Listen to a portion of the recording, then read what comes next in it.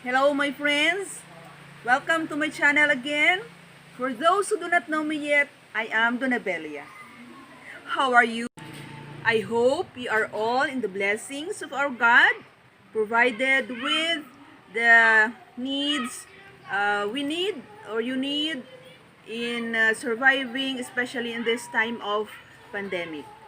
So this time, we are going to I will going to show you on how to make juice out of this miracle fruit, or it is known as calabash, and with a scientific name of Crescentia cohete. Okay, so first thing that we are going to do is we are going to choose a matured fruit, because the matured fruit of this miracle fruit says sweet, and we don't need to put sugar, and the smell is good. But please don't be mistaken to get the young ones, because the taste, as I have experienced, the taste of its juice is something bitter, and the smell is not good. Okay, so now let's start picking.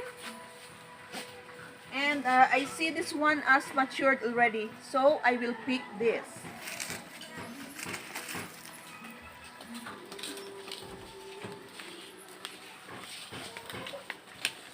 Okay, I will make two. Wow.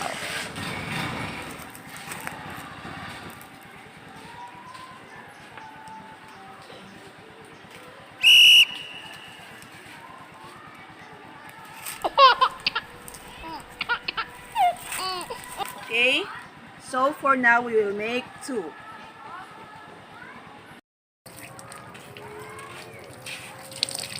Okay, next step is we are going to wash this miracle fruit.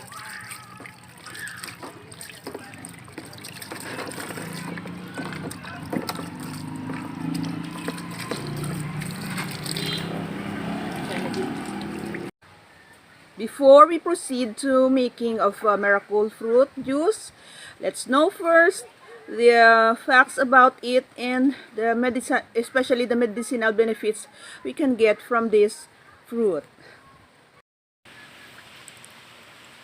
Calabash fruit was found beneficial to one's health. The fruit contains numerous important substances such as tannins, which is extensively used in treating urinary tract infections and other bacterial infections.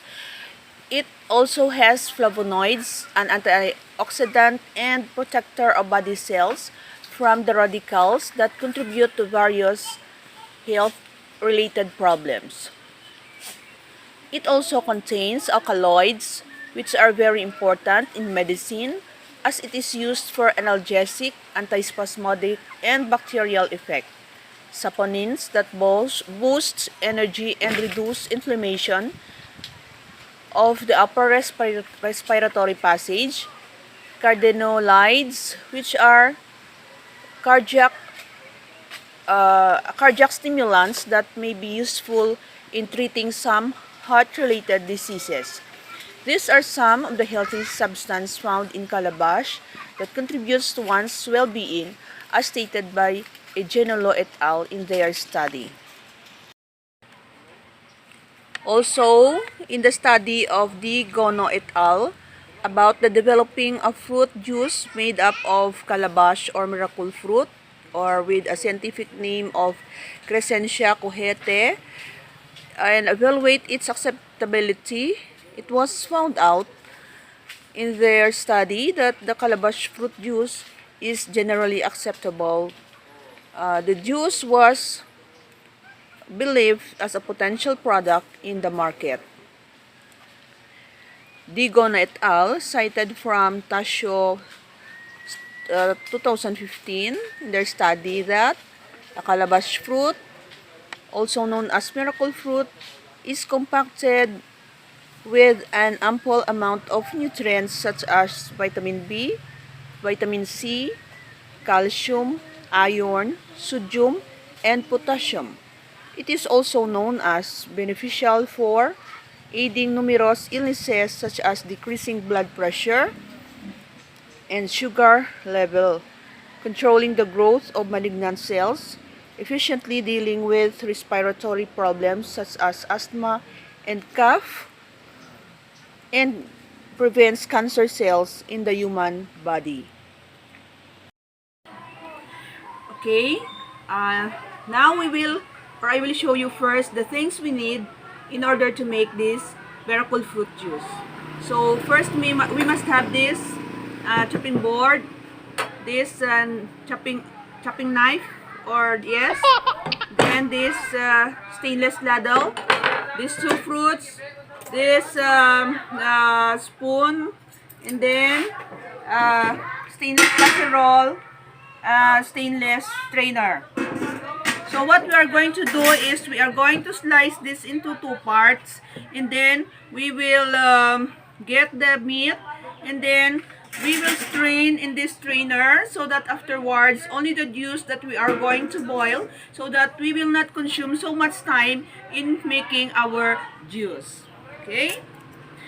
Take note, we don't need sugar because it was proven by me or tested and proven by me that without sugar it tastes so nice and it tastes so sweet and it's so effective as I expect its benefits that I can get from this juice of miracle fruit. Wow.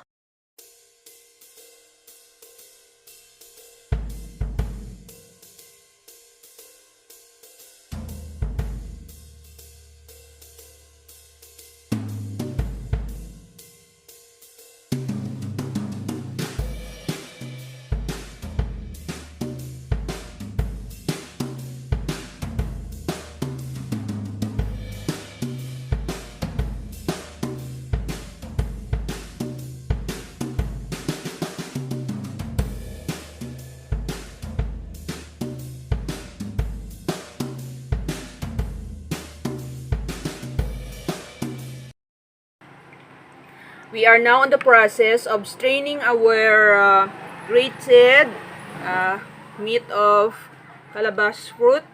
So this is now the result after straining the juice, in which we are going to put on the fire afterwards for the period of 30 to 40 minutes in order for it to boil and ready to drink.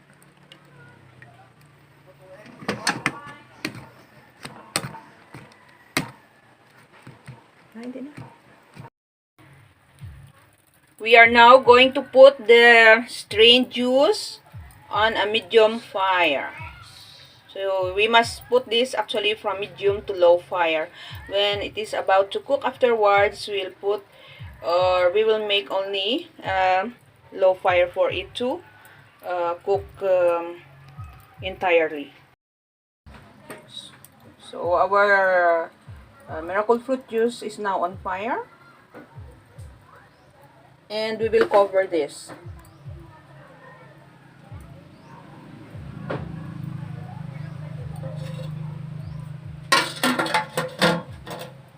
So we use the stainless kitchen utensils, including the casserole, so that or it is the rule in cooking, or that is the rule in cooking medicines or alternative medicines or herbal medicines, that it should be cooked in stainless pot, so that the elements present in a herbal plant or herbal juice like this will not be damaged.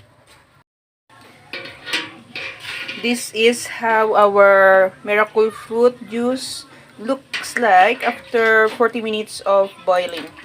You know, this is this has a very satisfying taste, and it's so sweet. And later on I will show you and how I drink it. I prefer to drink this in a hot and others wants to drink it cold. And you know, it looks like Filipino dinuguan. By the way, we will make this cool down. That is enough for us to drink the hotness. For now, it's still too hot.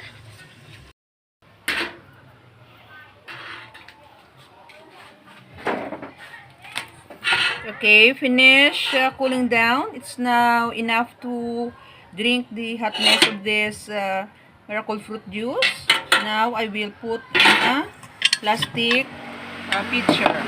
Oh, I mean in a glass pitcher.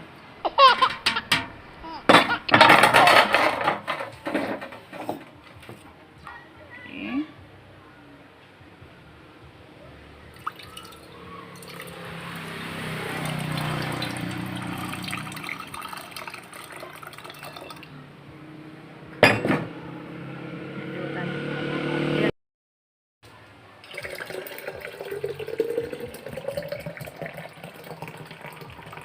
Wow.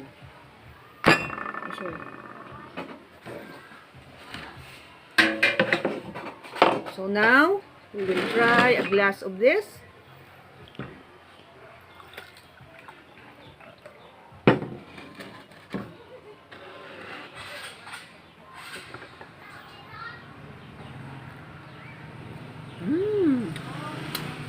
Very, very delicious. Yummy. Sarap. So or it tastes so nice and satisfying, you know. Try this also.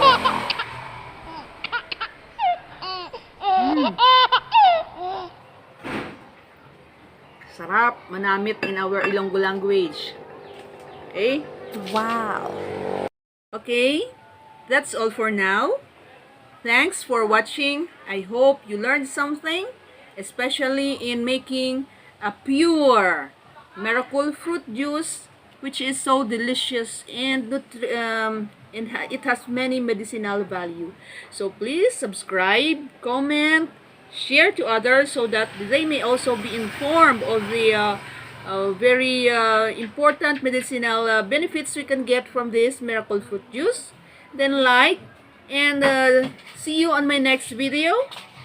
God bless, take care, and bye-bye.